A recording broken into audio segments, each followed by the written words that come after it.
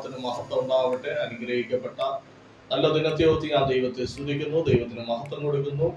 തിരുവചനത്തിൽ നിന്ന് ഒരു ആത്മീയ ചിന്ത പങ്കുവയ്ക്കാൻ ആഗ്രഹിക്കുന്നു. യെശയ്യാവിന്റെ പുസ്തകം 41 അധ്യായം അതിന്റെ 10 വാക്യം.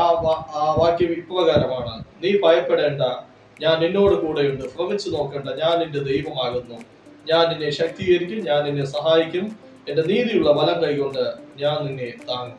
സഹോദരങ്ങളെ, ഈ സമയത്ത് ഞാനൊരു പ്രധാനമായൊരു വിഷയം സംസാരിക്കാൻ ആഗ്രഹിക്കുന്നു. ജീവിതത്തിൽ എവിടെയെങ്കിലും ഒരു പരാജയം സംഭവിച്ചിട്ടുണ്ടെങ്കിൽ അത് കണ്ട് നീ ഒരിക്കലും പതറിപ്പോകല്ല്, ക്ഷീണിച്ചു പോകല്ല്, മടുത്തു പോകല്ല്. നിന്റെ ജീവിതത്തിൽ കടന്നു വന്ന പരാജയ നിമിത്തം സമൂഹത്തിൽ നിനക്ക് നിൽക്കുവാൻ കഴിയാതെ നിന്റെ തല താഴ്ന്നായിരിക്കും ഇരിക്കുന്നത്.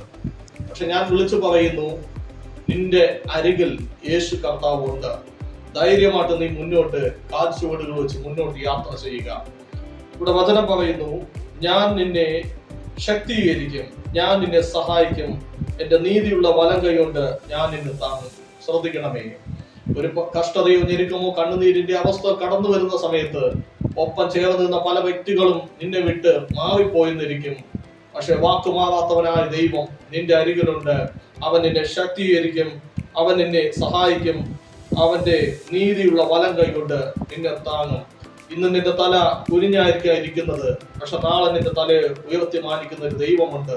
ഇന്ന് നിന്റെ ജീവിതത്തിൽ പരാജയമാണെങ്കിൽ നാളെ നിന്റെ ജീവിതത്തിൽ ഒരു ജയമായിട്ട് മാറുന്ന ഒരു ദിനമുണ്ട്. ദൈവം നിന്നെ അനുഗ്രഹിക്കട്ടെ. ആമേൻ.